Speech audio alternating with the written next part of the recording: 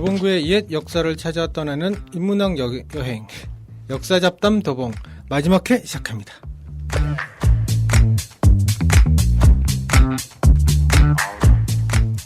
안녕하세요. 역사잡담 도봉의 진행을 맡은 조선의 역사를 박시백의 조선왕조 실록으로 공부하고 있는 락피디입니다. 지난주에 이어서 또 쟁쟁한 패널분들을 모셨습니다. 자, 각자 소개 좀 해주시죠. 네, 한국 현대사 공부하고 있는 중사층 연구자 금강경입니다. 네, 고려시대사와 역사지리에 대한 공부를 하고 있는 오송입니다. 네. 네, 조선시대 사상을 공부하고 있는 파주입니다. 네. 5회와 6회는 저희들이 아시다시피 연달아 녹음하고 있기 때문에 5회의 뜨거운 여러분들의 반응을 저희들이 잘 모르고 있어요. 어쨌든 도봉서원은 과연 살아남을 것인가? 네. 도봉서원은 지어질 것인가? 영국사에 밀리는 것은 아닌가에 대해서 저희들이 굉장히 우려 깊은 목소리를 갖고 있었는데 지는 줄 알았어요. 근데 이제 오늘 6회에 대반전이 일어날 거라는 오송님의 예언을 한번 믿어보면서 우리 또 파주님의 도봉서원에 대한 얘기를 한번 좀 들어보도록 하겠습니다. 네. 6회를 먹었어야 되는데요. 그러니까 6회 오기만 했습니다. 네.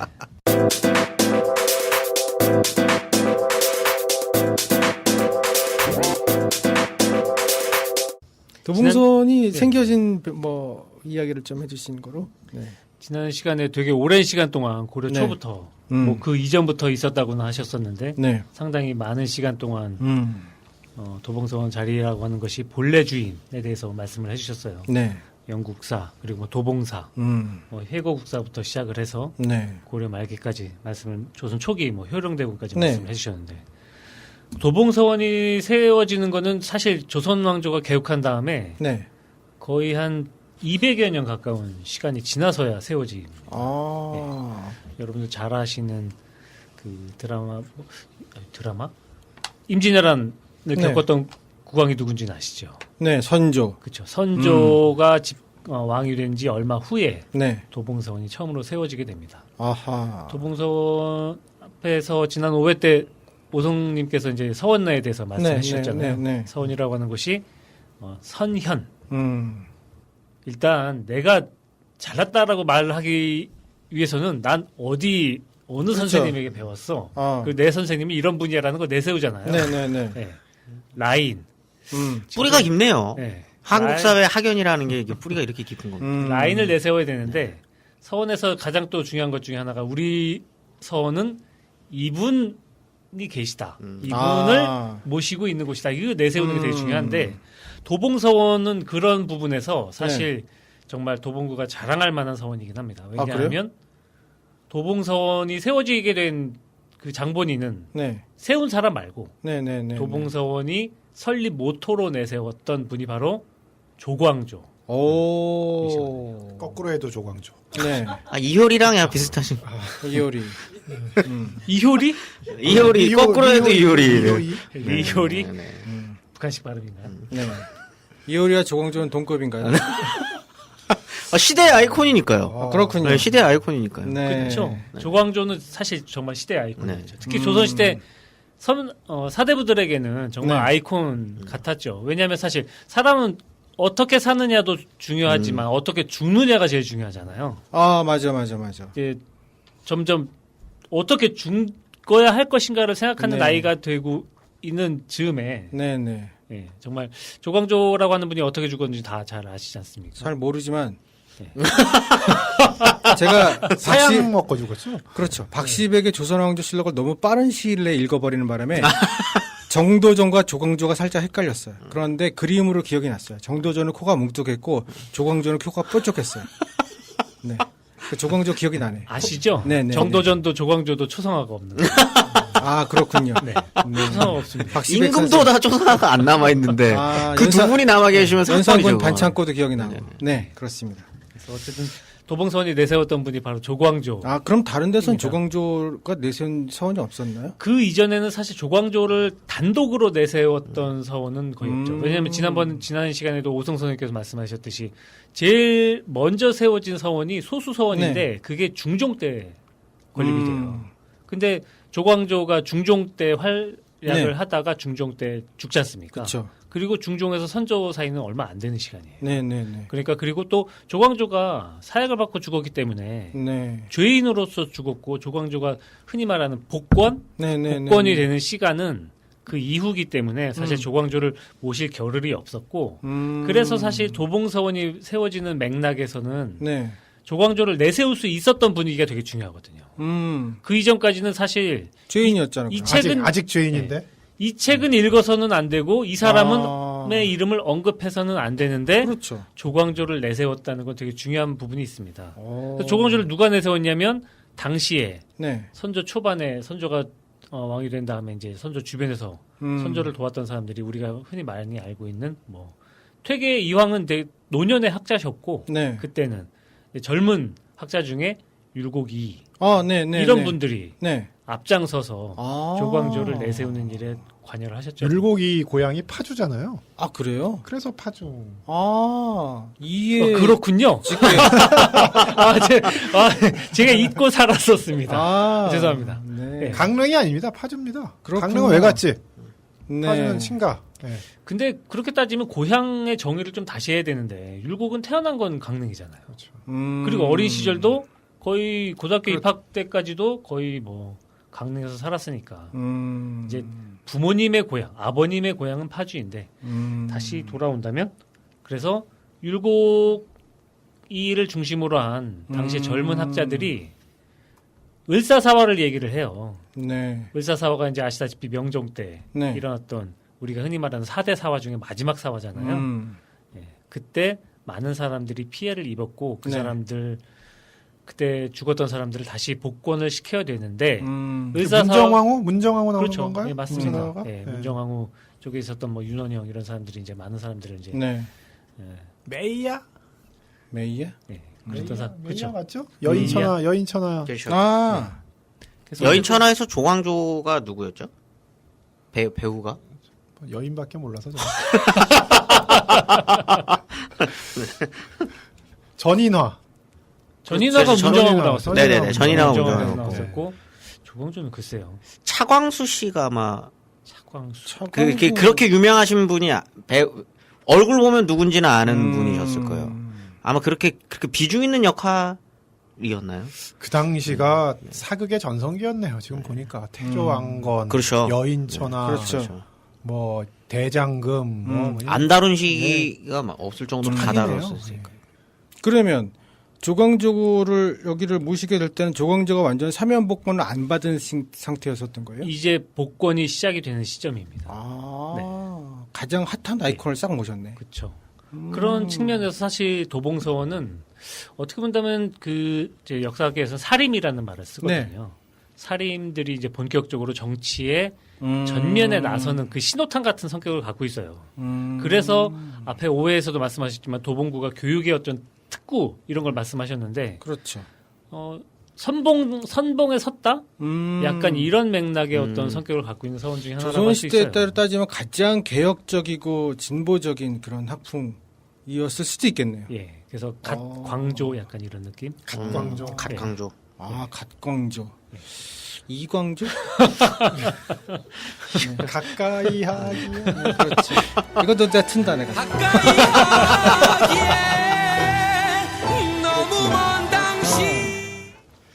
도봉서원이 그래 핫했다. 네.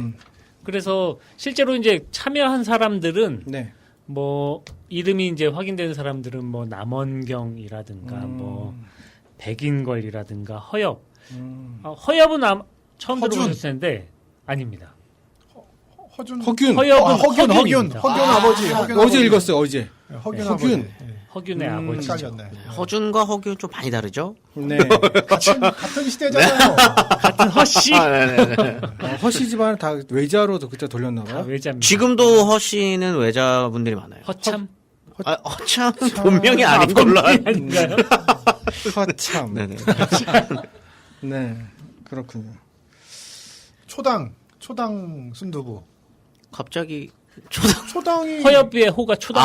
그렇습니다. 그리고 강릉이거든요. 실제로 거기 강릉 그래서 가시면 초당 순두부가 그 그게 뜻이에요? 그렇습니다. 허난설원 거기 생각하고 근데 이제 초당 사실 괜찮아요. 좀 논란은 있어요.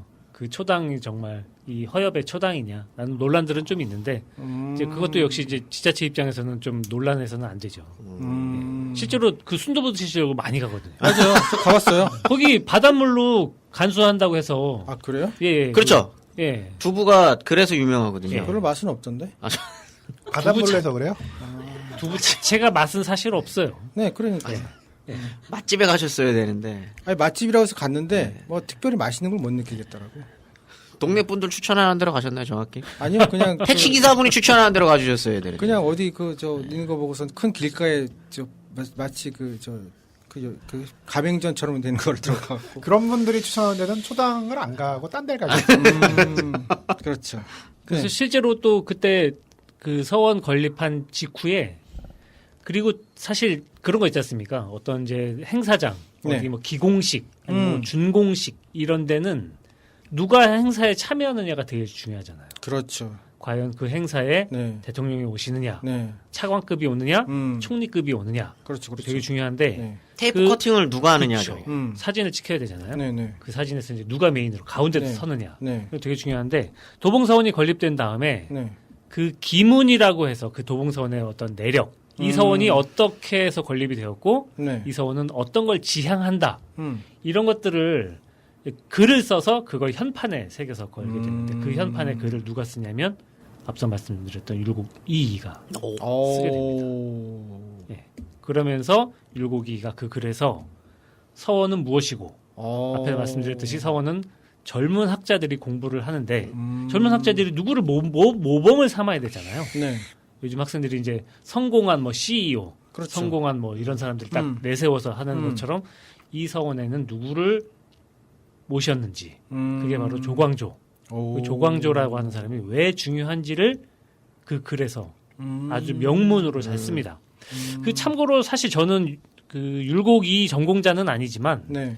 율곡이의 글을 읽다 보면 네. 아주 정리가 잘 돼 있어요.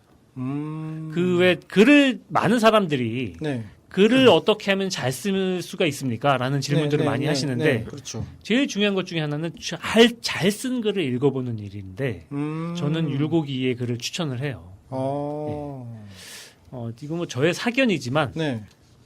우리나라 성리학자 양대 산맥이 퇴계 이황과 율곡 이이죠. 이라고 네. 할 수가 있는데 네. 퇴계 선생님은 상당히 모범생 스타일이세요. 예. 1,000원짜리 보시면 딱 그냥. 그렇죠. 물론 그것도 추성화가 있는 건 사람 아니에요. 없는 거. 율곡이가 없어요. 없는데 율곡이가 더 훌륭하신 분 아니에요? 그건 함부로 얘기하셨다가 안 됩니다. 이제 다시는 안동 가고 싶지 않으신가?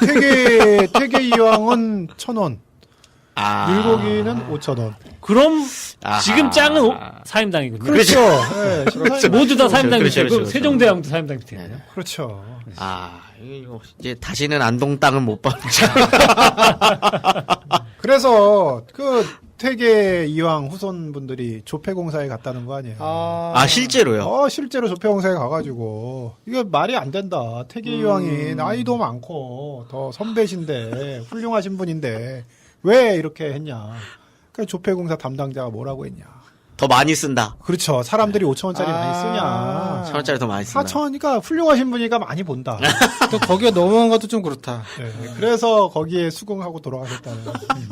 그러면 이는 엄마가 그렇죠. 엄마가 5만 원. 네, 엄마. 아들이- 좀 모자가 같이 있는 거죠. 조폐공사. 대단한 집안인데. 대단한 집안입니다. 네. 예전에 저 그런 기억도 있어요. 그 1,000원짜리 뒤에 보면 도산서원이 있잖아요. 네. 그 도산서원에 비밀이 있대요. 그래서 어떤 거에는 보면 거기에 그 도산서원에 비지를 하는 노인이 그려져 있는 게 있고 어떤 거는 없다는 거예요. 그래갖고 매번 1,000원짜리 발 때마다 그거 다 뒤져봤잖아요. 아, 발견하셨어요? 아니, 없던데요. 그리고 그 얘기를 저한테 해준 애가 자기는 그 1,000원짜리가 있다는 거예요. 네. 그래고 저한테 빨리 보래요. 네. 그래서 아무리 봐도 없는 거예요. 네. 근데 걔가 뭐라 하냐면 거봐 늦게 보니까 들어갔잖아. 다 쓸고. 락피디님, 내공이 늘으셨는데. 네, 하하하. 네. 율곡은 뇌생남 아닙니까? 뇌생남? 뇌생남이었나요? 율곡이? 유생말로 하면 뇌생남이죠? 그렇죠. 율곡은 사실 그 엘리트 코스 쫙. 천재요, 천재. 천재죠. 음. 천재. 이 이건 팩트입니다. 전 팩트만을 말씀드립니다. 아, 그런가요? 지금까지 네. 영국사는 팩트가 아니야. 영국사는 이렇게 디스하면서 넘어가야지. 도저히 국뽕급을 감당할 수가 없어요. 영국사는 픽션이었나요? 그쪽은 추정. 네. 너라. 네. 팩트를 말씀드리는데 율곡은 정말 천재인 게 그 조선 시대는 과거 시험을 네. 보지 않습니까? 과거 시험이 총 크게 3단계로 구분이 돼요. 그리고 그 각 단계마다 3번씩의 시험을 치러요. 그럼 9번 치는 거예요? 계산 빠르시네요. 3-3은 9니까. 되게 빠르신데 그 정도까지는 제가. 그 보통 우리가 네. 그 락피디님도 아마 조선왕조 그 박시백 네. 선생님의 그걸로 공부하신다는데 아마 지금 조선왕조 실록이 다 전산화가 돼 있잖아요. 네. 그리고 온라인상에서 다 제공돼서 우리 조상 중에서 정말 유명한 사람이 이 사람이 있는데 과거 급제 장원급제한 사람이야. 하고 막 그런 막 어르신들 계시잖아요. 네. 보통 장원급제라고 하는 것은 네. 그 9번의 시험 중에서 네. 한 번 한 번. 정도 수석 장원을 하면 장원급제라고 쳐요. 한 번 수석. 마지막 수석 아닙니까? 아니 이제 여러 단계가 있는데 보통 제일 중시하는 것은 이제 첫 생원시 진사시 거기서 장원을 좀 높이 치는데 어쨌든 보통 그 중에 한 번 정도 장원해도 장원급제자라고 보통 해요. 그 집안에서 우리 집에서 장원급제자가 나왔어. 네. 마지막 시험에서 뭐 한 70 몇 등으로 했어도 그런데 율곡은 네. 설마 9번 다 라이트 진짜? 9번 전부 9번 다. 다 1등. 스트레이트 나쁜 사람이야. 스트레이트 플러시 그렇지 않습니까? 나 이런 사람 별로 안 좋아해. 그리고 그걸 2년 만에 해요. 야. 그래서 조선이란다. 우리나라 건국한일에 그런 사람 없지 않나요? 지금 그 서울대 총장분이 요즘에 그 모 사이트에서 좀 네. 화제가 되고 있어요. 왜요? 중학교 시험 1등 수석, 중학교 수석 졸업, 고등학교 시험 1등으로 들어가서 고등학교 1등으로 졸업, 서울대학교 1등으로 들어가서 1등으로 졸업. 그다음에 대학원을 외국으로 나가셨는데 거기서도 최단 뭐 이렇게가 그렇게 따오신 분이 이번에 총장이 되셨다고 그러더라고요. 맞나요? 몰라요. 어떻게 저한테 왜 물어보시죠? 나쁜 사람인데. 야. 근데 어쨌든 정말 그러니까 그 정도니까 똑똑하죠. 근데 대신 뭐 아시다시피 그 아까 10,000원권 네. 뭐 화폐 말씀하셨는데 네. 뭐 다 잘 아시다시피 율곡이 어머. 18살 때 어머니가 돌아가시잖아요.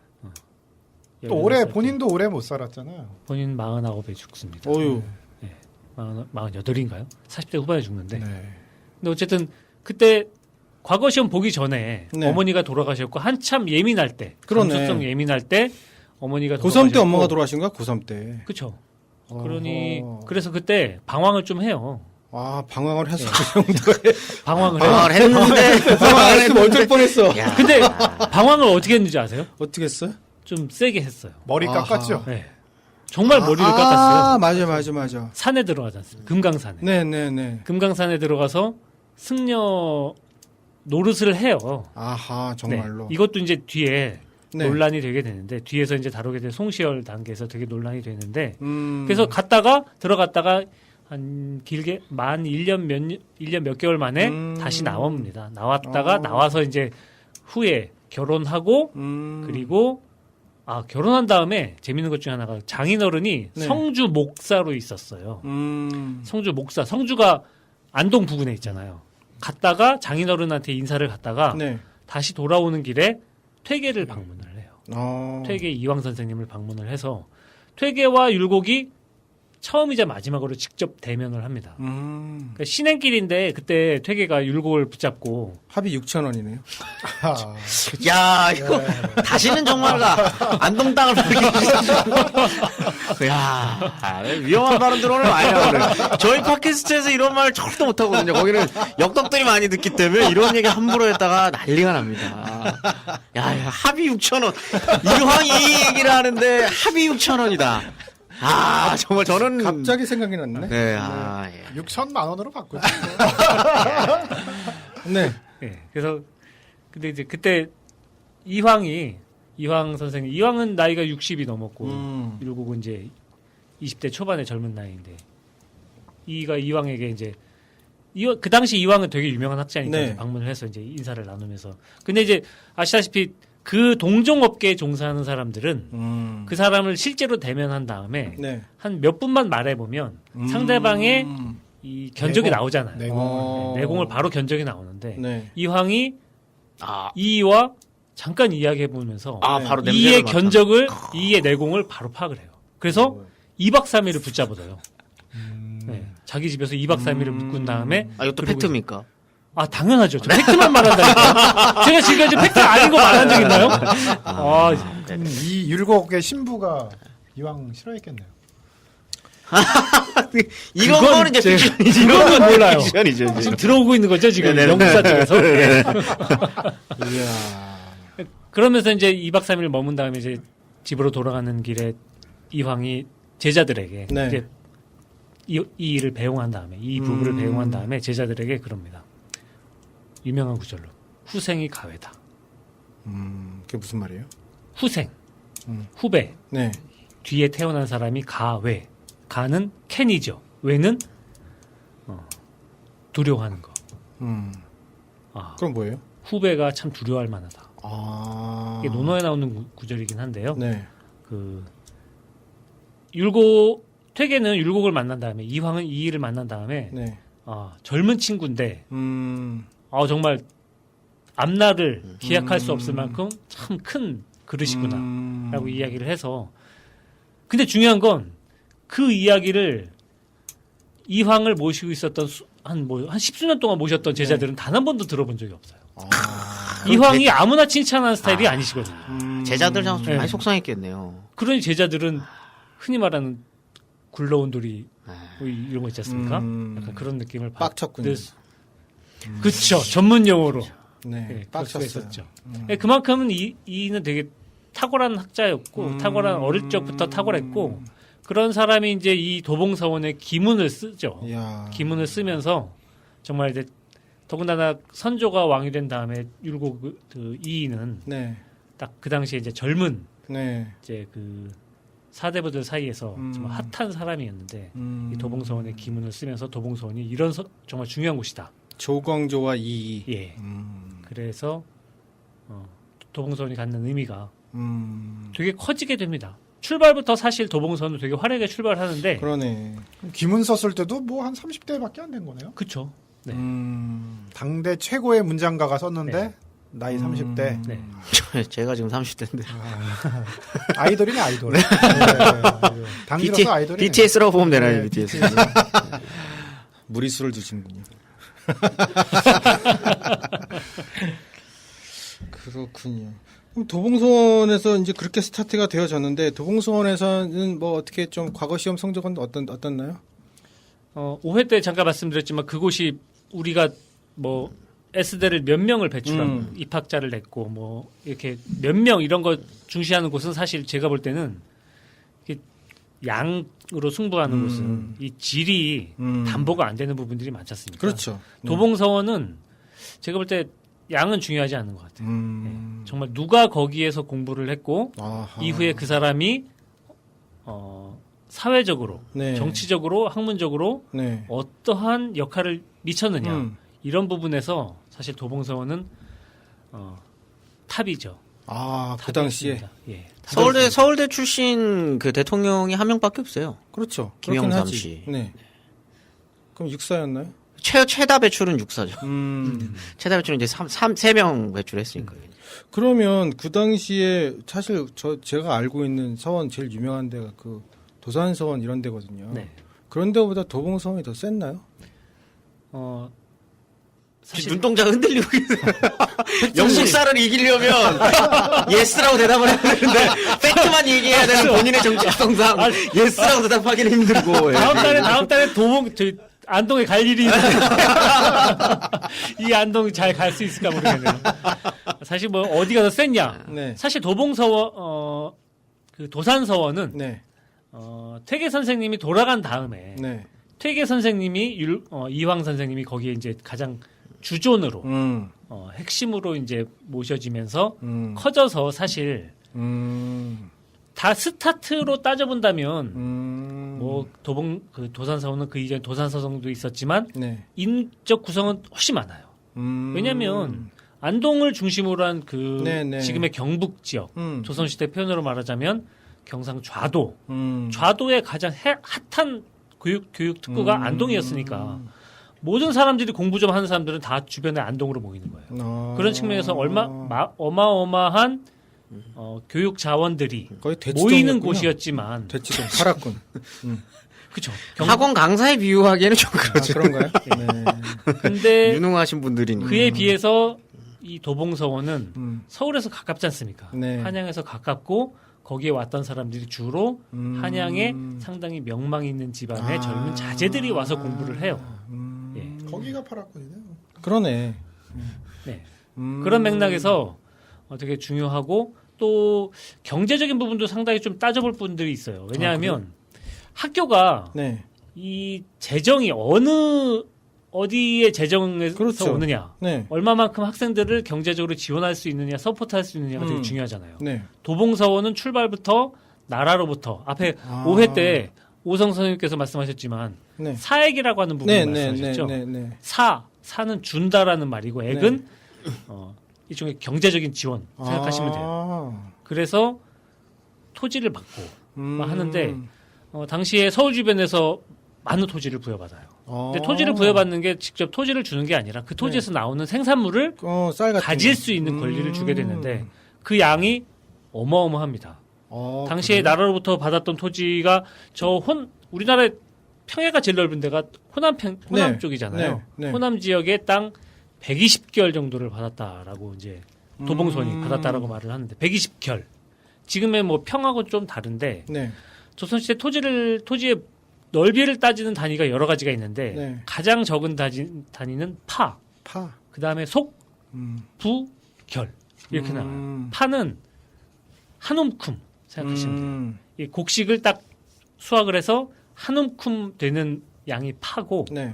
속은 한 아름 네. 정도 생각하시면 되고 부는 한 지게 결은 그보다 더 많은 거. 그래서 어쨌든 결 한 결이 지금으로 따져본다면 한 1200평 1200평 정도가 돼요. 한 결이? 네. 그런데 그것을 100결을 받았으니까 계산 나오시죠? 안 나오는데요. 그렇게 되면 339와 한 단위가 넘어가면 공만 2개 더 붙이시면 돼요. 12만, 네. 12만 평? 그 정도로 12만 평. 우와. 대박이다. 그게 다가 아니라 호남 지역의 땅 중에서 받은 것만 그러니까 또 나머지 서울 주변에서도 막 땅을 받거든요. 그러니까 당연히 재정이 빵빵하면 학생들에 대한 지원도 좋고. 그러네요. 그러니까 많은 이제 유명한 사람들을 배출을 하게 되는데 현재 이제 기록에 남아 있는 것 중에서 유명한 사람 중에 한 사람이 이제 그 이정구라는 사람이 있습니다. 이정구. 네, 호는 월사라는 호를 쓰게 되는데 네. 제가 굳이 전공을 해서는 아니지만 되게 유명한 사람입니다. 박사논문 쓰셨던 분 아니에요? 박사논문에서.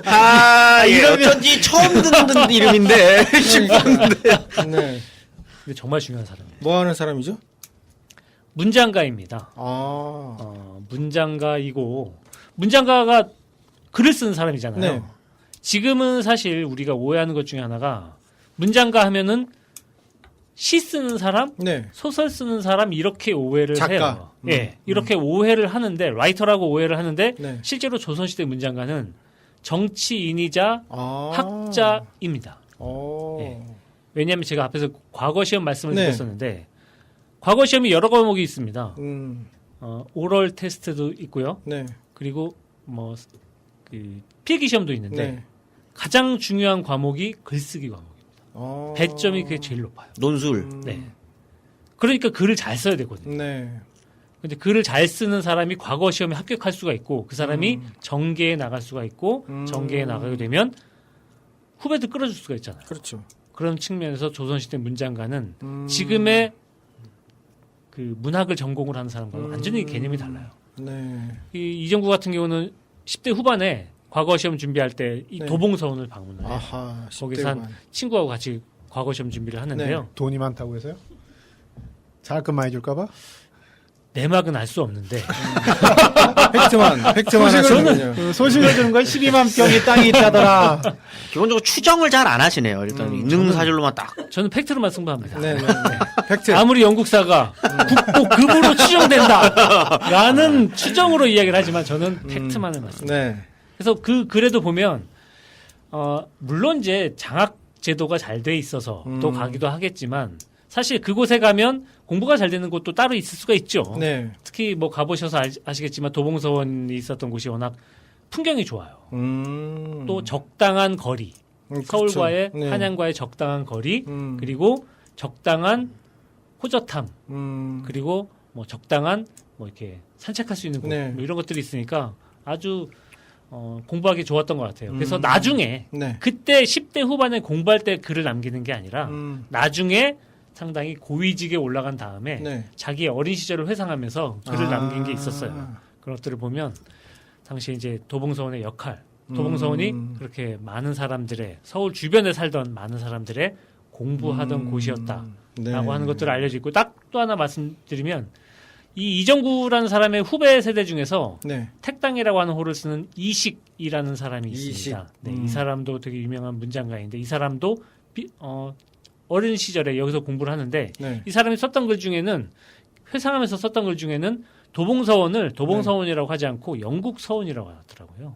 아. 예. 영국사랑 이제 연관이 좀 있는 예. 건가요? 그러니까 지난 5회 때 네. 도봉사라고 하는 절과 네. 영국사라고 하는 절이 네. 이름은 다르게 쓰이지만 같은 절이잖아요. 네, 네. 그러니까 도봉서원도 도봉서원으로 출발을 하지만 네. 사실 출발을 했어도 그 자리에 많은 사람들이 여기가 어떤 터였다라는 건 너무나 잘 아는 거예요.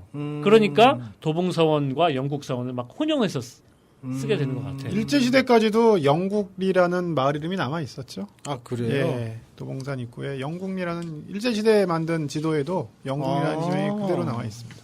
아, 그러면 이 그 도봉선과 관련된 사람 중에서 이분들이 제일 유명한 분들인가요? 메인은 항상 마지막에 조용필은 이제 그렇죠. 마지막에 조용필은 나오잖아요. 엔딩 무대에 예. 나오죠. 예. 누군가요? 나오기 전에 네. 나오기 전에 또. 좀 뜸을 들였다가 네. 그 도봉서원이 네. 되게 또 중요한 것 중에 하나는 3, 4회 때 광해군 네. 때까지 나가셨었죠. 네, 네. 광해군이 왕이 된 다음에 네. 좀 무리한 정책들을 좀 많이 하는 것 중에 하나가 네. 뭐 궁궐을 짓는다거나 네, 네. 그런 것도 많이 있지만 네. 사실 광해군도 왕이 될 수 있는 자격이 만반의 준비를 하고 왕이 된 사람이 아니다 보니까 자신의 정통성을 강조하는 방법 중에 하나가 자신을 왕으로 밀었던 사람들의 네. 세력이 상당히 학문적으로도 뛰어난 사람들이었다라고 하는 것들을 강조하기 위해서 네. 광해군을 왕으로 세웠던 세력들이 이제 대북 세력이라고 하는 음. 큰 대자 북녘 북자 쓰는 대북 세력이 있는데 이 사람들이 했던 일 중에 하나가 퇴계가 학문이 네. 짱이라고 말을 하지만 알고 보면 퇴계에게도 문제가 많다.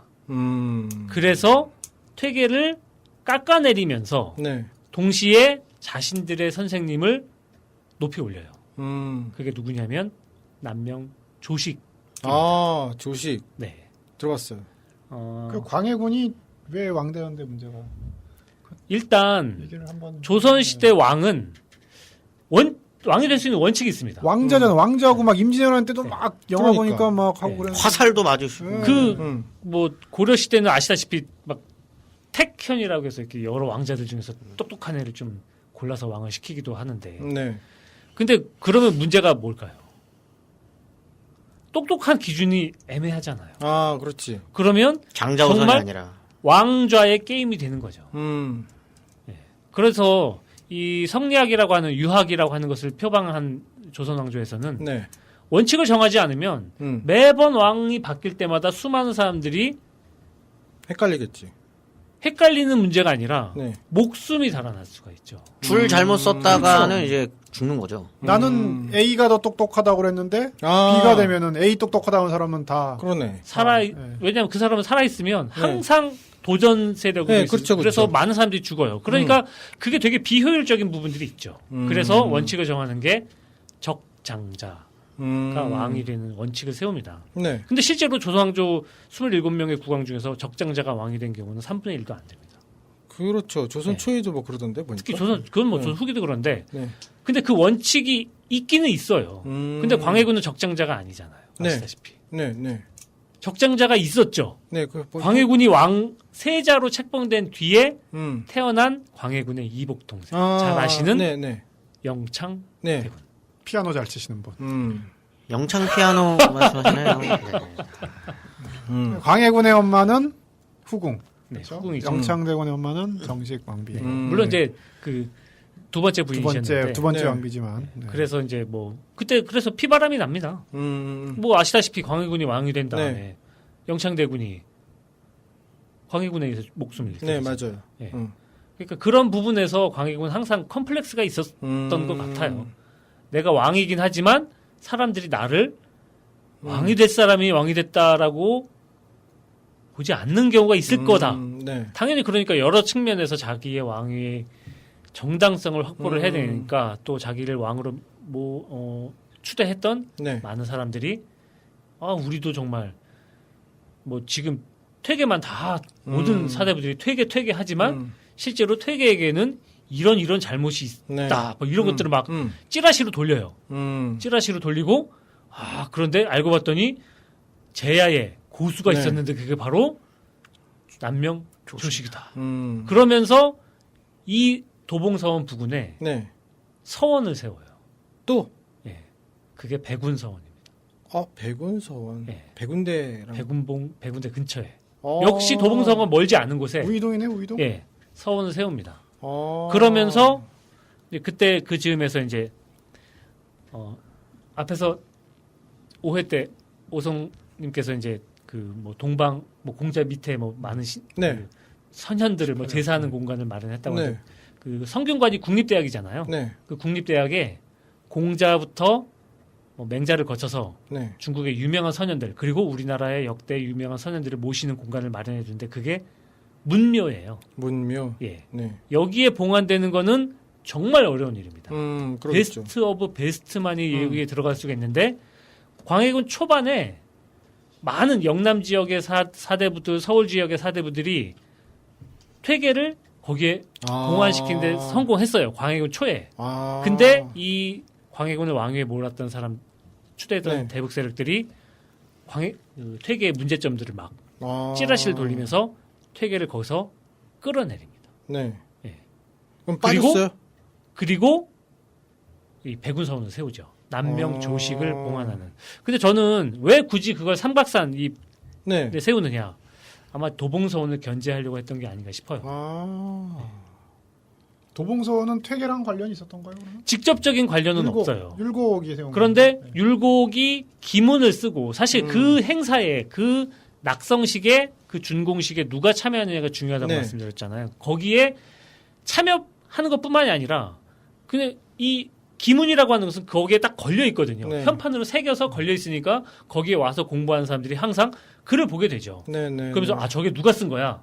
당연히 그러면 이곳은 조광조가 음. 모셔져 있지만 이 서원은 율곡이 상당히 심혈을 기울여서 네. 했던 서원이라는 걸 알게 되니까 퇴계 이후에 이제 많은 사람들이 또 율곡이 네. 상당히 또 많은 추종을 받고 하니까 이 광해군 때 정권을 잡았던 대북 세력 입장에서는 상당히 눈에 가시처럼 걸렸던 것 같아요. 퇴계도 싫고 율곡도 예. 싫고. 예. 도봉서원도 그렇고. 그러니까 견제를 해야 되고 그 앞에 딱. 예, 백운서원을 세우게 됩니다. 음. 그러니까 서원이라고 하는 것이 단순히 그냥 젊은 학자들이 젊은 네. 사대부들이 공부만 하는 곳이 아니라 그 사람이 누구의 제자이고 나중에 그 사람이 조정해 나가면 얘는 어디 라인 이런 게 정립이 되게 되니까 그럼 그게 서원에서 있었던 것만으로도 라인이 정해지겠네요. 중요하죠. 근데 사실 이때까지만 해도 그게 되게 강하진 않았어요. 근데 광해군 때 약간 이런 견제구들이 들어오는 이제 사원들이 서로 경쟁적으로 조금씩 등장하면서 그 경쟁 구도가 좀 시작이 되는데 그 본격적인 대립은 이제 뒤에 조용필이 나오면서 네. 본격적인 대립이 시작이 되죠. 조용필을 한번 모셔봐야 되나 그러면? 네. 근데 백운서원은 어디 있었습니까? 위치를 알 수 있습니까? 아니요, 정확한 위치는 왜냐하면 바로 세워진 다음에 10년을 못 가요. 그래서 위치를 쌍문동에 가면 백운초등학교라고 있는데. 그렇죠. 거기 바로 옆에 덕성여대잖아요. 그렇죠. 네. 우이천 있고. 조용필 나오기 전에 이런 잡소리들이 이어지면 안 됩니다. 아 그런가요? 조용필을 영접하기 위해서는 어쨌든 좀 뭔가 좀 분위기를 좀 만들어줘야 돼요. 네. 그러면 조용필을 한번 모셔보도록 하겠습니다. 네. 조용필 나와주세요. 뭐 노래 나오나요? 창밖에 여자? 그대는 조용필의 이름은 송시열입니다.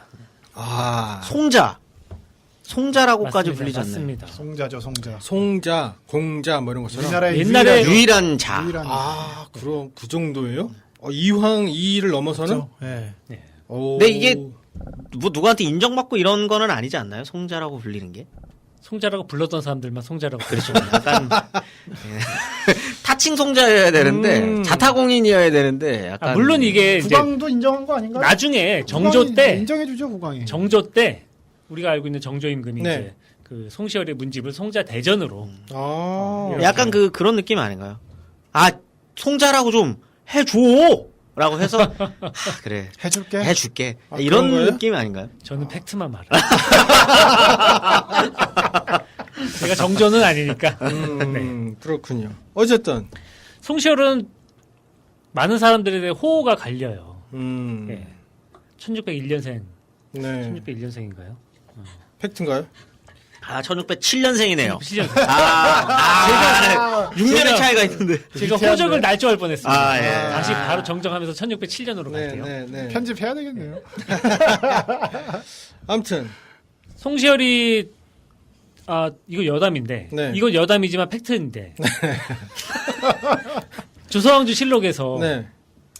가장 이름이 많이 검색되는 횟수가 많이 검색되는 이름이 송시열.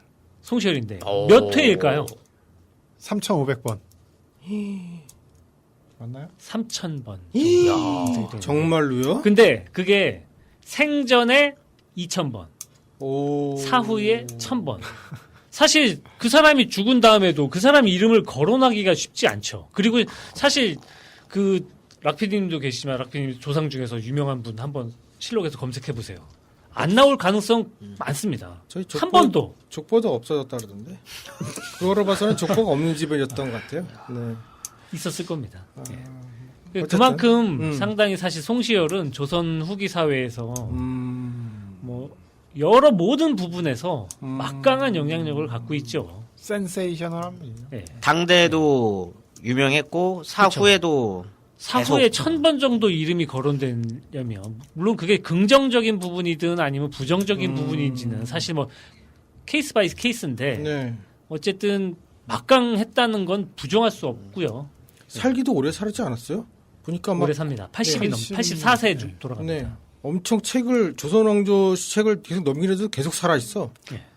그것도 사약 먹고 끝까지.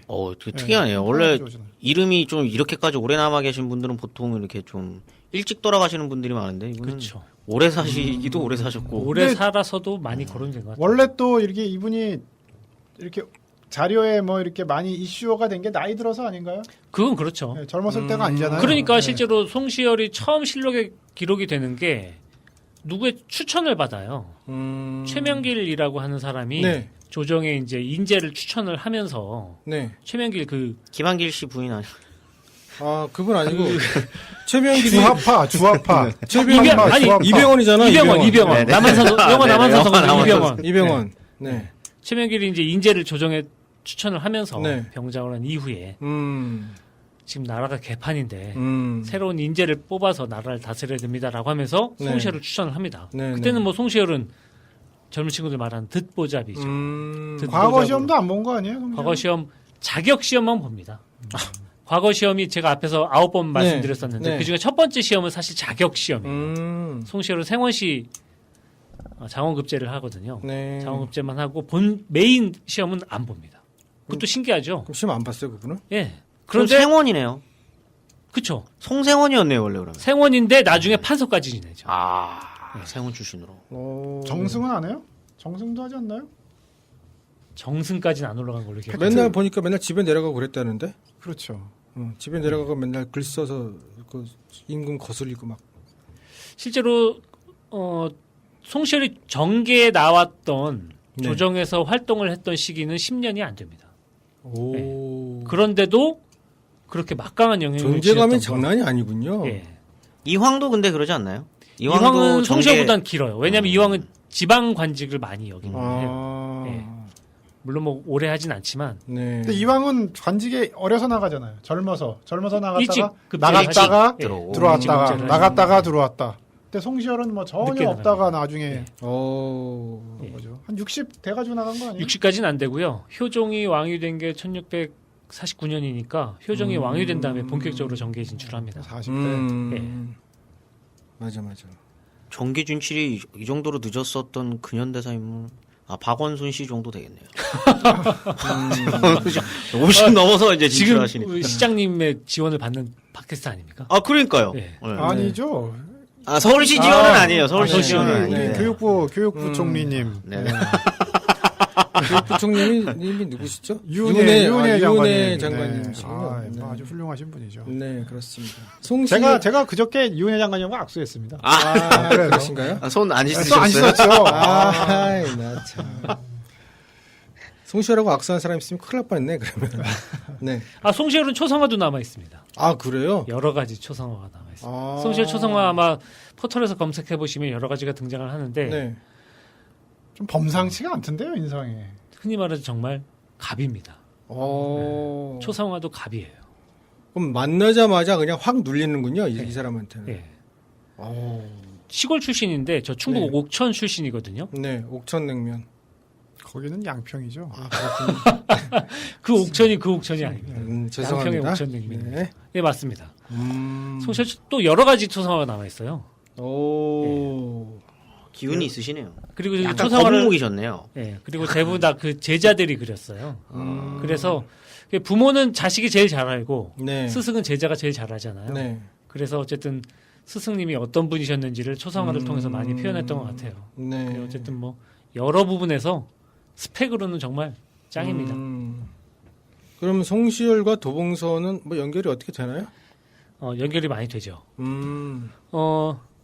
송시열을 언급하기 전에 네. 실제로 또 잠깐 그 앞에 네. 조용필이 누구에게 노래를 배웠다 이런 거 그렇죠. 있잖아요. 필요하죠. 예, 네. 그런 거 필요한데 음. 송시열의 스승님이 음. 김장생이라고 하는 분인데 아. 이분이 율곡 이의 수제자예요. 아. 그럼 어떻게 되는 건가요? 율곡 이의 계열 아니에요? 율곡 이의 수제자의 제자. 수제자입니다. 송시열 수제자인가요? 예, 전 팩트만 아. 말합니다. 아니 정말입니다. 이거 제가 그럼- 팩트를 자꾸 말씀드리는데 자꾸 이게 웃으시는데 이거 영국사에서는 웃으실 수 있지만 저희 네. 조선시대에서는 항상 팩트만 말합니다. 네. 그러면 이가 직접 키우는 도봉선과 송시열은 그쵸. 밀접한 관계가 있겠네요. 그렇죠. 실제로 송시열이 정계에 진출했던 거는 효종이 왕이 된 다음에 네. 정계에 진출을 해요. 왜냐하면 효종이 복림대군 왕 세자 네. 시절이 복림대군 시절인데 네. 병자호란을 겪잖아요. 그렇죠. 그리고 이 복림대군 시절에 청나라의 포로로 끌려갔다 옵니다. 네, 맞아요. 그 남한산성 영화에서 또 뭐 잠깐 그때는 소현세자만 나오기는 하는데 그 이후에 왕이 된 다음에 효종이 추진했던 사업 중에 하나가 북벌이 있어요. 네, 맞아요. 북벌. 네, 북벌. 여기서 말하는 북쪽은 청나라. 네. 청나라를 공격을 해야 되는데 그 청나라를 정벌하기 위해서 많은 인재를 등용하는데 그때 등용했던 인재가 송시열인데 그 효종이 왜 송시열을 등용했냐면 네. 복림대군 시절에 스승님이 송시열이에요. 아, 선생님을 땡겼구나. 예. 그때 잠깐 송시열이 음. 인조 때 세자시강원이라고 하는 세자 교육기관에서 네. 교수직을 잠깐 합니다. 음. 그때 스승과 제자로 만나요. 그래서 이 젊은 물론 젊지도 않았죠. 효종이 왕이 됐을 때는 이미 한참 작년에 네. 왕이 되는데 왕이 된 다음에 스승을 모셔서 이렇게 나라를 운영하려고 하는데 네. 그러면서 이제 송시열을 조정에 이제 불러들이는데 음. 그때 효종이 10년 동안 왕을 해요. 네, 왕을 네, 하는데 네, 네. 그때는 사실 오고 가고를 반복을 하면서 정계에는 오래 있지 않았어요. 네. 그래서 사실 그때는 대부분 주로 이제 고향으로 내려가서 고향에서 공부하면서 제자들 기르고 제자들을 오히려 정계에 진출을 시키죠.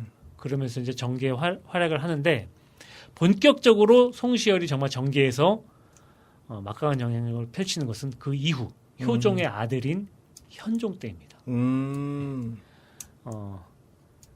너무 분위기가 아니요. 일방적으로 듣는 것 같, 마치 국사 수업 시간처럼 됐는데 팩트만 얘기해서 그래요. 너무 팩트만 얘기해서 팩트만 그렇죠. 얘기해서. 저는 뭔가 어제 좀 어제 드라마틱한 게 읽었던 있어야 되는데. 네, 어제 읽었던 그 조선왕조실록이 새삼스럽게 막 기억이 나요. 장면들. 네. 그리고 조선 현종은 사람들이 잘 모르죠. 잘 몰라요. 네. 현종이 그 있었다는 것도 잘 모르시는 고려 분들이 시대에도 많아요. 현종이 있었죠. 네. 고려 현종은 아까 했죠. 5회 때 사생아. 예. 예. 사상하였지만 이 조선의 현종은 적장자입니다. 네. 조선 현종에 대해서 아는 사람들 거의 없을 많이 겁니다. 없어요. 그게 조선 현종이 제가 기억나는 게 조선 현종이 약간 부인한테 좀 눌려 살았다. 그거랑 그랬나? 이거는 고려 시대를 공부하는 분이 조선 시대를 바라보는 편견입니다. 아니 현종이 후궁이 없었다 그러더라고요. 후궁이요? 후궁이 없었대요. 저 처음 듣는 이야기. 굉장히 로맨티스트 아닙니까 그러면?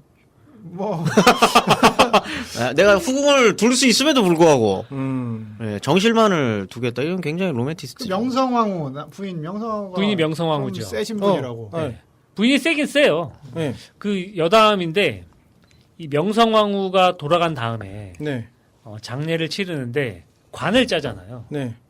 이 관을 짰는데 그 사실 관을 짜는 사람은 돌아간 왕비의 신체 사이즈를 정확히 모르잖아요. 그렇죠. 왕비를 볼 일이 없잖아요. 어떻게 내명부 네. 소속의 궁중 여인들을 국왕이 아닌 다른 사람들이 직접 생얼로 볼 수 네. 없으니까 대충 이렇게 좀 넉넉하게 짰어요. 네. 근데도 막상 장례를 칠 때 관이 작았대요. 이건 여담입니다. 팩트는 아니고. 저는 그는 그 얘기 하나 들었어요. 그 명성황후 아들이 숙종 아니에요. 그렇죠. 예, 숙종이 이제 14살? 13살? 12살. 12살? 네. 왕이 된 게? 12살이 14살 아닙니까? 14살. 14살. 14살. 뭐 그때인데 사실 좀 어리잖아요. 네. 그러니까 이제 명성황후가 내가 수렴청정 할게 하니까 숙종이 됐어요. 됐어요. 덧센. 네, 그 어머니의 그 아들인 거죠. 네, 네, 네. 덧세다. 맞아요, 맞아요. 이런 얘기가. 그건 아니고요. 팩트로. 감히 아무리 왕이어도 이 망하네요. 동방 예의지국인 네. 조선왕조 시대 어디 어머니에게 됐어요 이렇게 했어요. 실제로 숙종이 10대 중반에 네. 왕이 되니까 초반에는 친정을 하기 전에는 실제로 수렴청정을 일정 기간 합니다. 했어요? 예, 예. 할 수밖에 없고요. 그래서 하긴 하는데 어쨌든 요는 그게 아니고 그 숙종이 현종 네. 이야기를 했는데 갑자기 숙종으로 넘어왔죠. 현종 때 현종이 왕이 된 다음에 조선 시대에서는 되게 사상사 쪽에서는 되게 중요한 사건이 두 번이 일어나게 됩니다. 이제 예송이라고 하거든요. 네. 이거 정말 입시 지옥입니다. 네, 예송 맞습니다. 논쟁, 어제 입시 읽으면서 지옥. 지루해서 죽는 줄 뭐 알았어요. 갑인 네. 예송이니 네. 뭐 1차 예송이니 2차 예송이니 뭐 1차 예송에서 서인이 이겼나요? 뭐 남인이 이겼나요? 뭐 네. 이런 것도 막 시험에 나오고 하잖아요. 네. 근데 어쨌든 그림이 다 그 배색으로 노란색으로 다 그림이 돼 있어가지고 예. 여기서부터 이제 붕당 막 이런 거 나오기 네, 시작하면서 그렇죠. 정말 정말 복잡하고 수많은 사람들의 이름이 언급이 됩니다. 네. 예, 그래서 참 어려운 시기인데 이 두 번의 현종이 왕이 된 다음에 네. 또 현종이 죽는 해. 그래서 현종은 예송으로 시작해서 예송으로 마지막이 된 왕인데 예송이 뭐냐면 중요한 건 이거예요. 현종의 아버지 네. 복림대군 효종이잖아요. 네. 이제 복림대군이 아시다시피 형이 있잖아요. 소현세자. 소현세자. 소현세자가 형인데 형이 죽죠. 네. 죽은 건 아시죠? 뭐 독살되었다라는 네, 네, 이야기가 맞아, 있지만 맞아. 독살은 나더라라는 이야기고 근거는 전혀 없고요. 이 소현세자가 죽고 다음에 아버지 네. 인조가 네. 그 다음 왕이 될 세자를 결정을 해야 되는데 본래 법대로라면 네. 원칙대로라면 앞에서 말씀드렸던 것처럼 적장자가 죽으면 그 다음은 어떻게 되냐면 적장자의 아들. 그 다음 아들이 네. 돼야 돼요. 그때 소현세자에게는 아들이 셋이나 있었습니다. 맞아. 예, 아들이 셋이 있었어요. 네. 예전에 드라마 중에 이렇게 막 체격 좋은 남자들이 헐벗은 몸으로 막 나와서 막 이렇게 도망간 노비 쫓는 드라마 추노. 보셨죠? 네. 그게 거기서 등장하는 원손 아주 어린 왕자 나오지 않았나요? 피난 다니면서 있었는데 이게 그 막내 아들인가요? 소현세자 그게 소현세자의 막내 아들. 둘은 죽고 둘은 죽이죠 할아버지가. 인조가 죽여요. 맞아. 소현세자는 독살 아닌가요? 그러니까 뭐 며느리도 죽이잖아요. 시체가 새카맣다고.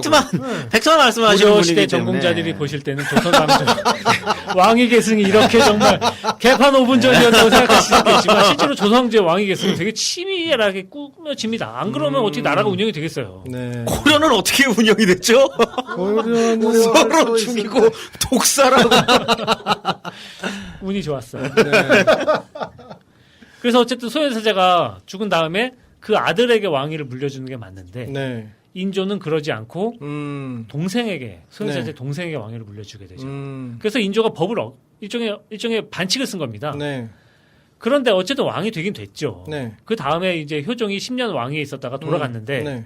문제는 장례를 치러야 되는데 이 성리학은 되게 예법이 되게 중요해요. 네. 예법이라고 하는 것은 자 누가 죽었을 때 어머니가 돌아가는 것과 큰어머니가 돌아갔을 때는 상복을 입는 기간이 달라요. 그리고 아들이 죽었을 때도 네. 맏아들이 죽었을 때 입는 부모가 입는 상복과 나머지 and so on 기타 등등이 죽었을 때 입는 상복의 기준이 달라요. 일제 강점기 때 네. 이제 식문지사학자들이 조선왕조를 비판했던 것 중에 하나가 이 지점이에요. 네. 왜 조선에서는 그렇게 쓸데없이 상복 기간이 뭐 중요하냐? 왜 1년 있고 3년 있고가 중요하냐? 그거 가지고 왜 사람을 죽이냐라고 비판을 하는데 싸움을 좋아하는 민족이다.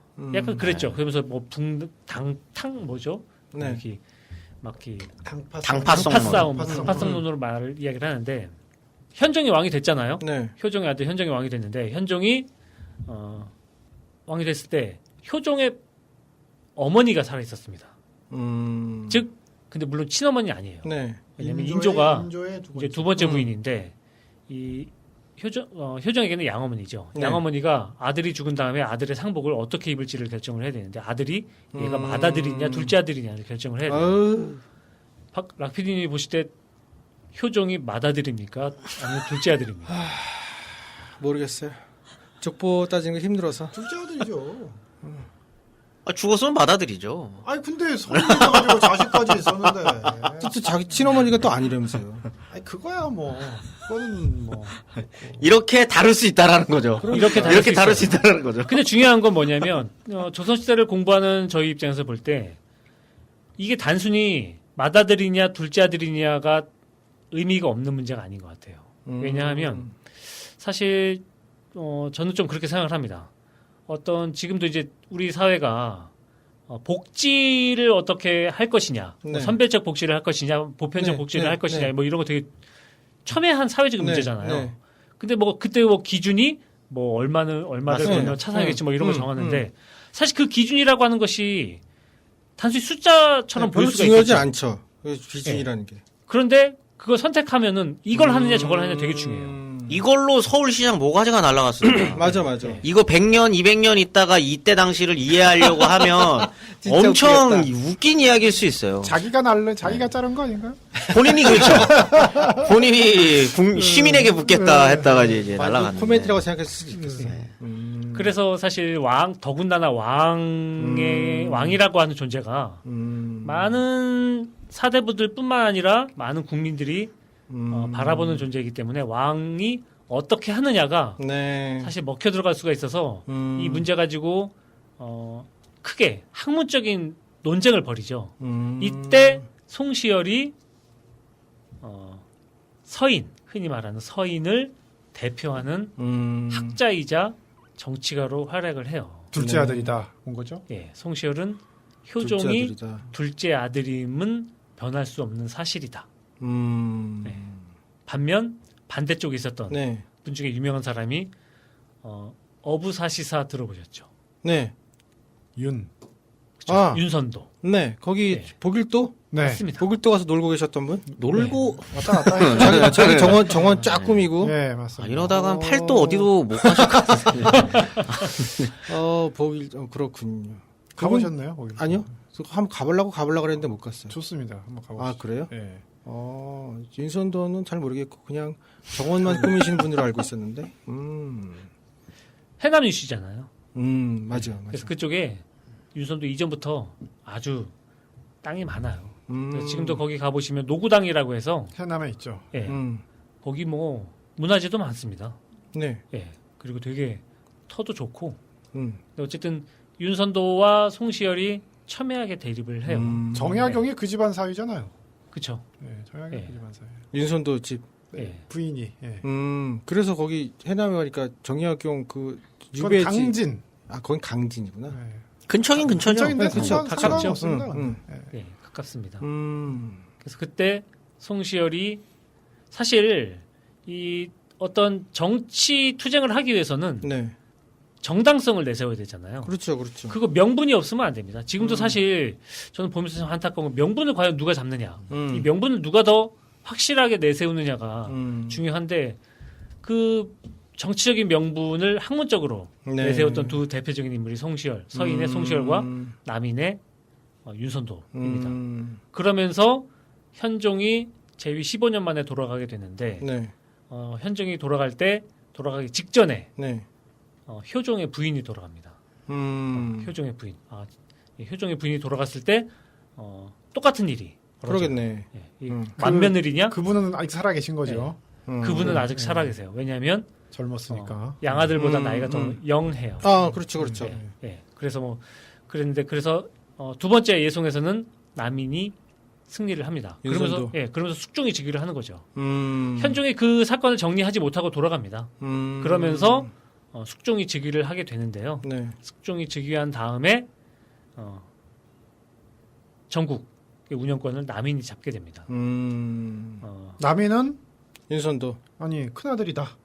네. 그죠? 남인은 효종은 네. 큰아들이다 이 입장이죠. 큰이다. 이 입장이 왕이 됐으니까 큰아들이다. 라는 걸 내세우게 되죠. 그러면서 숙종 초반에 남인이 정권을 잡게 돼요. 네. 그런데 그러면서 이제 우리가 국사 시간에 정말 복잡했던 것 환국이라는 게 등장하죠. 네. 나오면 이제 끝났죠. 예. 이제 보통의 고등학교 2학년 때 아마 이게 나올 텐데 그런가요? 한국사로 제일 어려운 것 중에 하나가 뭐 환국의 순서. 네. 오. 네. 이제 그런 거 맞히잖아요. 이때쯤에 제일 많이 포기합니다. 예. 나는 한국사를 보지 않는 대학에 가겠다. 이런 선택들이 있는 거죠 이제. 네. 정말 그래서 많이 복잡한 수많은 사람들의 이름이 등장을 하고 다 숙종 때문에. 물론 이제 숙종 때문은 아니죠. 박시백의 조선왕조실록에 환국을 표현하면서 손바닥을 뒤집었다가 이걸 하더라고요. 네. 네. 송시열 때문 아니에요? 송시열 때문? 글쎄요. 송시열 때문이에요? 오. 누구 때문이라고 말하기는 어렵지만 네. 중요한 건 그거 같아요. 누가 그 일을 단행을 하느냐. 그 일을 할 수 있는 사람이 누구냐. 네. 킹이죠. 그러니까. 숙종. 네. 킹입니다. 킹이 아니면 누구도 할 수 없어요.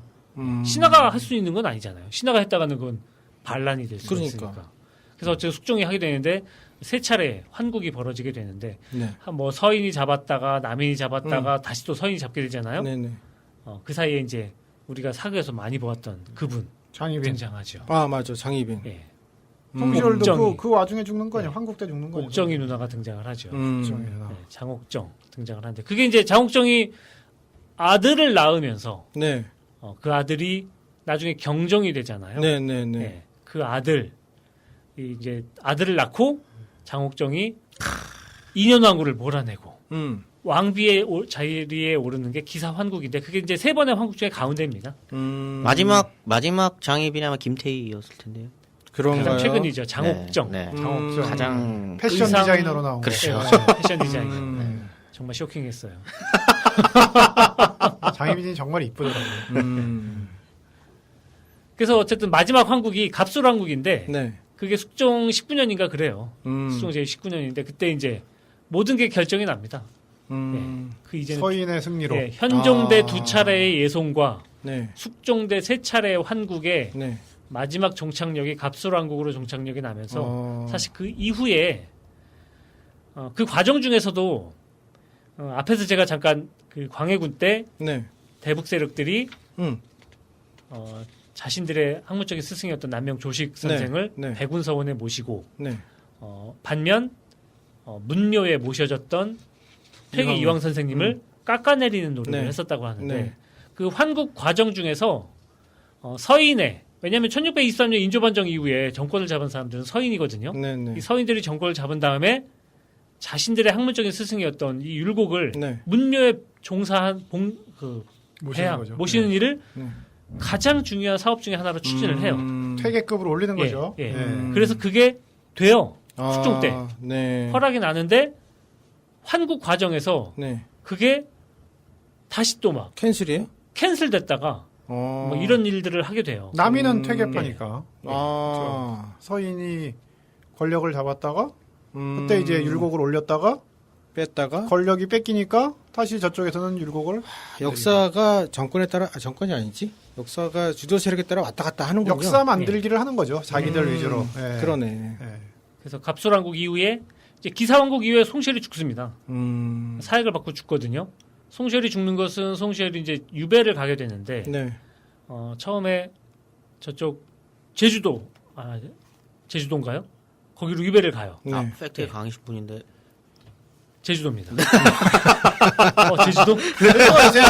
갑자기 흔들렸어요. 어쨌든 저 남쪽 섬으로 유배를 갔다가 네. 다시 이제 올라오는 과정에 네. 중간에 정읍에서 사역을 받고 죽습니다. 그게 이제 그 경종을 원자로 세울 거냐 안 세울 네. 거냐. 아. 그 장희빈 아들을. 네. 이제 송시열하고 서인은 다 반대를 한 거죠. 네, 그랬다가 이제 제주도 유배를 갔는데 나이가 80 가까운. 80이 넘었죠, 그때. 넘었는데. 네. 굳이 유배를 가요. 유배를 거기까지. 그때 이제 보내서. 제가 와, 대단한. 이제 팩트인지 아닌지 잘 모르겠는데 하나 말씀을 드리면 네. 제주도를 갔는데 네. 송시열이 이제 한라산 등반을 했다는 거예요. 아, 이거는. 그러냐면- 후춧가루가 좀 많이 들어갔네요. 아니에요. 왜 그러냐면 나는 이제 나는 정계 복귀를 해야 된다. 아, 진짜. 정계 복귀 해야 된다. 나는. 그러니까 정계 복귀 하려면은 아. 체력을 키워야 된다. 그래서 한라산 올라갔대요. 그러니까 이제 그 얘기를 숙종이 들은 거예요. 아. 그래서 열받은 거죠. 아니 이게 지금 죄를 받아가지고 내 아들 원자 그것도 반대해놓고 그러니까 이제 넌 뺑뺑이를 좀 돌려야 되겠다. 나 진짜 웃기다. 그래가지고 이제 어디로 보냈냐면은 그래 한번 체력을 키워봐라 하고 저기 함경도 북청으로 보냈다는 거잖아요. 우와. 북청으로 이제 가는 도중에 중간에 정읍에서 사약 먹고 죽였다는 거죠. 아, 한라산 등반을 어떻게 보시나요? 이거는 팩트라고 확인된 바는 없습니다. 아, 80 먹고 한라산 등반하기에는 좀. 근데 무리가 이제 그거 있어요. 제주도에 가장 유명한 고등학교 중에 하나가 오현 오현 고등학교죠. 고등학교. 예. 오현이 5명의 이제 그 현인 제주도에 네. 유배 제주도에 유배 왔던 아. 그 오현 중에 한 분이 바로 송시열 선생입니다. 김정희도 있죠. 김정희도 추사. 수사. 예. 음. 그래서 기사왕국 이후에 죽은 다음에 다시 그래서 정말 서인이 정권을 잡은 다음에 서인이 했던 일 중에 하나가 가장 중점적으로 추진했던 것 중에 하나가 송시열의 복권입니다. 예. 송시열을 복권을 해야지만 그렇죠. 정권을 잡은 서인들이 음. 명분이 음. 확보가 되죠. 그래서 네. 송시열 복권 사업을 추진하면서 음. 그 또 핵심으로 추진했던 것 중에 하나가 도봉서원에 송시열의 위패를 봉안하는 일입니다.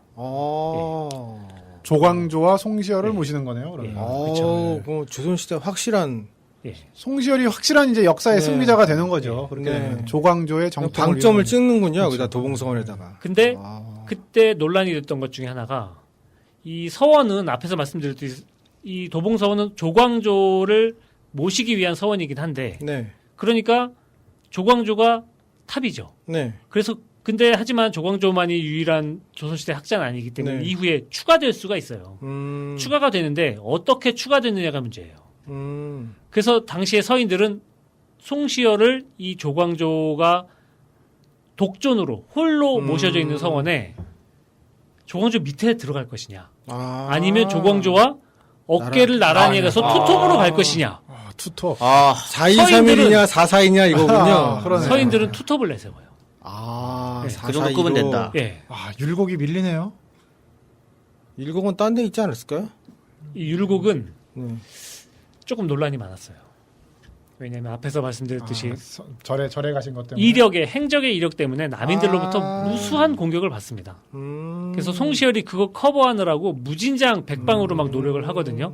근데 어쨌든 이 갑술왕국 이후에는 네. 서인 입장에서는 송시열을 내세우는 게 되게 큰 효과예요. 왜냐하면 이제 돌아간 지 얼마 안 된 분이거든요. 네, 네. 그래서 그분을 복권을 해야지만 정말 이제 역사 바로 세우 서인의 입장에서 네. 역사 바로 세우기가 진행이 돼서 도봉서원에 송시열의 위패를 봉헌하는 일을 추진을 하는데 네. 그래서 조광조와 함께 투톱을 내세웁니다. 그게 병향. 병향. 병은 이제 나란히 나란히 있잖아요. 이제 초등학교 때 그 전구, 직렬, 네. 연결, 병렬, 병렬 있지 않습니까? 예. 병렬, 병 나란히 배양할 것을 주장을 해요. 그래서 그게 논란이 좀 됩니다. 당시에. 네. 반대쪽 갑수당국 이후에 서인이 정권을 잡긴 했지만 네. 숙종은 서인에게 모든 정권을 부여하지를 않아요. 중요한 자리, 네. 예를 들어서 영의정, 좌의정 이런 중요한 자리를 소론에게 줍니다. 또 복잡한데 노론과 소론 분기는 그 이전에 일어나기는 해요. 네. 근데 이제 어쨌든 서인이 노론과 소론으로 분기를 하는데 송시열은 노론의 수장이었었고 소론의 수장은 송시열의 제자 중에서 윤증이라는 사람이 있는데 이 소론과 노론으로 분기한 상황에서 숙종은 한쪽에게만 정권을 다 부여하지 않고 소론에게도 중요한 직책을 부여를 하게 되는데 네. 소론 측에서 볼 때는 이 황당한 거예요. 어떻게 감히 얼마 전에 죽었던 송시열이 조광조와 어깨를 나란히 할 수가 있느냐. 왜냐하면 자기들도 서인의 큰 바운더리 안에서는 서인이기 때문에 이 서인 안에서 조광조는 정말 어떤 계보상에서 가장 중요한 위치를 차지하고 있는 인물인데 소론 입장에서는 송시열이 마땅하지 않았거든요. 네. 뭐 유명한 일화 중에 하나가 소론의 영수인 윤증 네. 아버지가 윤선거. 예. 윤선거. 예. 예. 이분이 병자호란 때 네. 강화도로 피난을 가요. 네. 예. 강화도로 피난을 갔다가 친한 친구들하고 같이 갔다가 네. 강화도가 함락이 되잖아요. 네. 네. 강화도가 함락이 되고 뭐 그때 거기 있었던 종묘사직이 다 그 청나라 그 군대에게 잡혀가고 뭐 왕족이 다 잡혀가는데 네. 그때 이 윤선거가 친구들과 함께 이 성이 함락되면 우리 여기서 자결하자 해서 그 성문 위에 올라가서 네. 화약을 해놓고 봤어요. 화약에 불을 붙여서 네. 죽자라고 해요. 친구 둘은 죽었어요. 네. 근데 안 죽었죠? 이 사람이 집에 나는 모셔야 될 집에 80된 노모가 살아계신다라고 해서 어떻게 나왔냐면 노비하고 네. 옷을 바꿔 입어요. 오. 바꿔 입고 이런. 노비 행세를 해서 섬을 탈출합니다. 그래서 그 이후에 평생 정계에 진출을 하진 않아요. 김만중 아버지도 거기서 폭사한 거 아니에요? 네. 그래서 김만중이 유복자잖아요. 그렇죠. 그래서 근데 윤증이 네. 아버지인데 평생 관직이 안 나가고 평생 이제 재학자로 이제 사는데 아버지가 돌아간 다음에 네. 그때는 이제 윤증이 송시열의 아주 수제자였습니다. 수제자. 그래서 선생님한테 우리 아버님이 돌아가셨고 또 송시열하고 친구였어요. 유성호가. 그래서 아버님 좀 그 비문을 좀 적어달라고 돌아가신 후에. 네, 예. 네. 부탁을 드렸는데 송시열이 당연히 써야지. 내 친구인데 그러면서 비문을 쫙 썼는데 네. 남한산성 이야기를 강화도 이야기를 이야기. 그대로 쓴 거예요. 노비와 옷을 바꿔 입고 그것까지. 탈출을 한 이야기까지 쓴 거예요. 야, 그러니까 이 아들 입장에서 선생님 좀 이런 거는 그렇지. 포토샵 좀 해주셔야 되는데 기본 이걸 센스가 그렇게 좀, 안 하시고 진짜 너무 하신 거 아니에요? 음. 그러시면서 그래서 좀 다시 한번 좀 생각해 주셔야 했더니 송시열이 내가 나는 없는 팩트만 말씀 한다. 내가 들은 얘긴데 송시열의 감정이입을 많이 하시고 오늘 방송. 내가 없는 말 했니? 이게 내가 없는 말 했냐고 하면서 고쳐주질 않습니다. 이야. 자기 고집이 또 있으신. 그렇죠. 예. 그래서 뭐 어쨌든 그런 이제 그럼 같이 할 수 없지 그러면. 있었는데 그래서 이제 스승과 등을 돌려요. 그래서 뭐 송시열 다른 제자들은 윤증이 배사했다. 스승을 뭐 배신했다라고 뭐 이야기를 하는데 그건 이제 노론 측의 입장이고 소론 네. 측의 입장은 또 뭐 다른데 어쨌든 뭐 이런 일뿐만이 아니라 근데 어쨌든 숙종 때 그래서 소론 측 입장에서는 더군다나 송시열에는 그 감정이 있잖아요. 네. 그래서 송시열이 감히 이제 조광조와 어깨를 나란히 할 수 없다. 네. 그냥 배향으로 해라. 배향은 그냥 모셔지는 거예요. 누구 밑에 쭈르륵 조광조 밑에 네. 그냥 모셔진 여러 명 중에 한 명으로 예. 네. 그렇게 해야 된다라고 이야기를 하는 과정이 있는데 근데 어쨌든 결과는 병향으로 갑니다. 예. 밀어붙였군요. 예.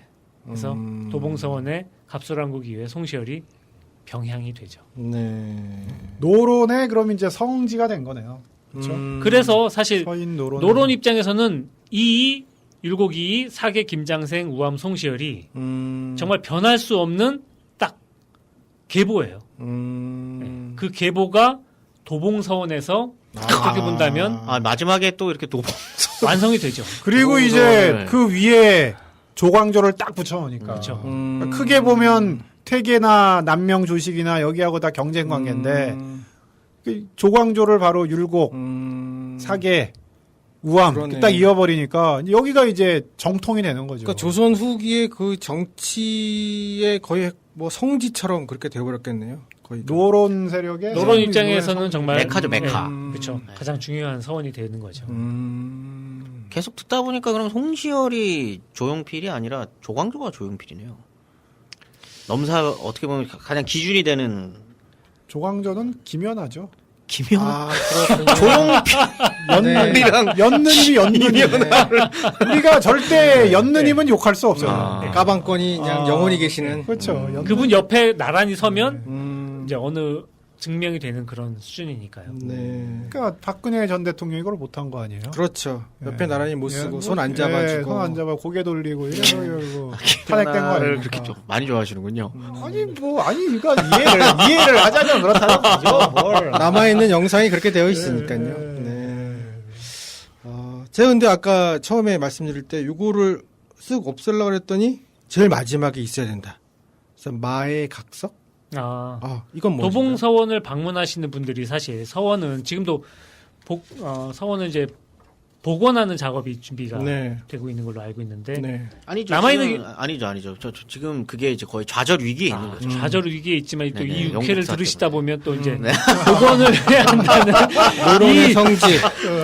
이 유림의 강력한 근데 서원은 사실 네. 공부하는 학교이기 때문에 네. 학교에 가서 감흥을 얻기는 쉽지가 않습니다. 음. 하지만 그 학교에서 어떤 사람들이 공부를 하면서 거기에 네. 흔적을 남기는 거 있잖아요. 네네네. 화장실에 가면 그쵸. 영희가 실제로는 철수를 좋아했지만 알고 봤더니 영국이를 좋아했다. 영국사네요. 그러면? 그런데 슬쩍 알고 들렸다. 봤더니 영국이가 양다리였다. 아하, 그렇군요. 남자를 좋아했다. 뭐 그럴 수 있죠. 이런 음. 도봉서원에서 이제 중요한 뭐 역할을 하셨던 분 아니면 공부를 하셨던 분들이 네. 많은 이제 글들을 남겨놓은 게 있습니다. 음. 그래서 그런 것들을 많이 볼 수 있는데 대부분 다 이제 그 유학을 공부한 분들이기 때문에 네. 유학에 관련된 각자들이 많이 있습니다. 각자가 뭔가요? 바위에 바위에? 글자를 새기죠. 자연보호 뭐 있잖아요. 많이 우리 하면은. 그렇죠. 열공통일. 바르게 살자. 예, 바르게 살자. 네. 그래서 옛날 사람들이 한 건 다 문화재인데 요새 사람들이 한 건 다 낙서죠, 낙서죠. 낙서. 자연 훼손. 네. 그렇군요. 뭐 그런 글들이 많이 있는데 네. 뭐 유명한 글 중에는 뭐 광풍제월 뭐 이런 글들이 있습니다. 광풍제월. 광풍제월. 빛광자의 바람풍에 네. 비계일 제자의 달월. 음. 이 글은 이제 그 송나라 학자 중에서 네. 주돈이라는 사람이 있습니다. 음. 그 사람의 이제 유명한 학자인데요. 네. 송나라 주자의 정말 한참 위 스승 중에 한 분이고, 주자 위 스승이에요? 예, 오. 주자의 직접적인 스승은 아니고요. 한참 세대가 먼데 네. 위에 스승인데 그분의 뭐 인품을 음. 뭐 칭찬했던 말인데 일종의 비계인 날 네. 부는 바람처럼 맑고 뭐 밝게 약간 이런 글들인데 이런 글들은 송시열의 제자 네. 중에 한 명인 이재라는 사람이 있습니다. 이 사람이 그게 쓴 글을 바위에다가. 쓴 글을 본인이 직접 새긴 건 아니고 음. 그 사람의 글을 뭐 새겼다거나 또 보면 이런 것들을 보면 어쨌든 그 이후에 송시열이 모셔진 뒤에도 네. 계속해서 송시열의 제자들이 도봉서원을 계속해서 유지를 하고 네. 그 도봉서원의 가장 중요한 원장을 역임한다거나 아니면 핵심적인 뭐 그 총무를 맡는다거나 하면서 거기서 계속 공부를 해 나가죠. 그러면서 여러 가지 글들을 써놓게 됩니다. 뭐 권상아라든가 아니면 뭐 그 안동김 씨의 김수증이라든가 네. 이런 인물들이 곳곳에 각자를 새겨놨어요. 그럼 그게 도봉구에 있단 말인가요? 도봉서원 도봉서원 부근에 앞에 있죠, 거기. 도봉서원 도봉서. 부근에 다 있습니다. 아. 도봉서원 자리 부근에. 그래서 가서 그런 것들을 찾아보시는 것도 네. 상당히 도움이 되리라 생각을 해요. 그러니까 문화재로 지정돼 있습니다. 아, 그게 문화재예요? 문화재로 지정돼 있어요. 예. 서울시 문화재. 그렇군요. 근데 하나는 본 것 같은데 그 무슨 저 생태 탐방 거기 네. 거기 안에서 하나 본 것 같아요. 억지로 기억해낼 필요 그 없습니다. 표지판하고 다 있습니다. 네, 네. 진짜로 봤어요. 진짜로 봤는데 저는 이렇게 무슨 한자를 모르니까 누가 이게 무슨 말을 써놓은 거야? 그래서 그러고 넘어갔어요. 안내판 보면 다 있습니다. 안내판을 못 본 것 같고. 네. 네, 그렇군요. 근데 도봉선은 지금 그래서 왜 그렇게 지금 되어져 있나요? 이거 뭐 우리 대본은 없었는데 지금 왜 이 모양이냐고요? 네, 네, 이모냥. 왜 대원군 때죠. 처음에 아까 말씀드렸죠. 흥선대원군이 대원군이 다 그랬어요? 흥선대원군이 전국의 하하. 서원을 철폐를 하고 43개만 남겨두게 되는데 노론을 싫어했죠. 노론을 대원군이. 정확히 대원군이 3시간 전에 이야기를 드렸는데 분명히. 그랬군요. 그걸 그럼 누가 그렇게 대원군이 사람들 보내서 다 이렇게 뭐 싹 쓸어버린 건가요? 일부러? 그렇게 관아의 사람들이 갔겠죠. 명령을 법적으로? 했으니까. 그렇죠. 네. 쉽습니다. 방법은 어렵지 않아요. 일단 모든 혜택들을 그렇죠. 없애면 돼요. 땅 주고 노비 줬었던 거 그냥 다 뺏어버리면 돈 없으면 장학금을 못 받는데 학생들이 가겠어요. 그리고 뭐 거기 월급 안 주고 그리고 거기 가는 사람들 다 흔히 말하는 블랙리스트에 올리고 사회 현판을 그냥 걷어들이면 네. 다 끝나는 거네요. 예. 현판 그러기 줘서 쉽습니다. 다 하게 되니까. 예. 그러면 그러니까 자연이 사라지죠. 그렇겠네요. 제 생각에는 보니까 워낙 이제 노론의 세력이 네. 계속 힘이 강했으니까 뭐 그런 게 노론 그 송시열 모신 저기 화양동 서원도 그때 철폐가 그때 다 됩니다. 철폐되거든요. 근데 보면 좀 유명한 분을 모셨다 그러면은 철폐 안 하거든요. 그러니까 그래도 이제 권위가 있으니까. 네, 네. 네. 그런데 송시열은 무조건 철폐인 거죠. 유명한 분임에도 불구하고 여기서 이제 대원군 입장에서는 여기서 모든 문제가 시작됐다라고 생각을 했기 때문에 그러지 않았을까. 네. 그러니까 제가 팩트인가요? 초반에 송시열 사후에도 네. 실록에 1000번이나 이름이 나올 수 있었던 네. 것은 그만큼 타겟이 되죠. 반대쪽 입장에서는. 그래서 송시열이 모셔진 서원은 특히 더 저기 빼놓으면 안 돼. 약간 이런 부분들이 있습니다. 반대쪽 입장에서. 조광조까지 같이 날아간 거네요. 예. 안타깝군요. 그래서 이제 복원을 이제 이제 다시 시도를 이제 최근에 예. 국가지정 문화재와 송시열 누구의 손을 들어줘야 되나 일단 고민이 또 갑자기 확 생겨지네요. 조광조도 있습니다. 조광조와 그렇군요. 송시열. 예. 이렇게 되면 불교 문화재보다는 조광조와 송시열이 좀 더 세지 않았을까? 그리고 지금 그 한국에 프리메이슨 같은 집단이 있다라고 상상의 나라를 펼치시는 분들이 또 있어요. 노론이 아직까지도 한국 사회를 지배하고 있다. 믿고 계시는 약간 그 노론을 한국의 프리메이슨으로 보시는 분들이 있거든요. 노론이 뭐 옛날 얘기 아니에요? 아직까지 근데 아직까지도 그 악의 집단들이 한국 사회를 병들게 하고 있다. 이런 주장들이 실제로 굉장히 주장이 세게 들어가고 이런 걸로 막 글도 쓰시는 분들도 있거든요. 그런 분들한테는 이제 좀 이게 조금 이제 좀 귀가 쫑긋할 소식일 수 있겠죠. 그러네.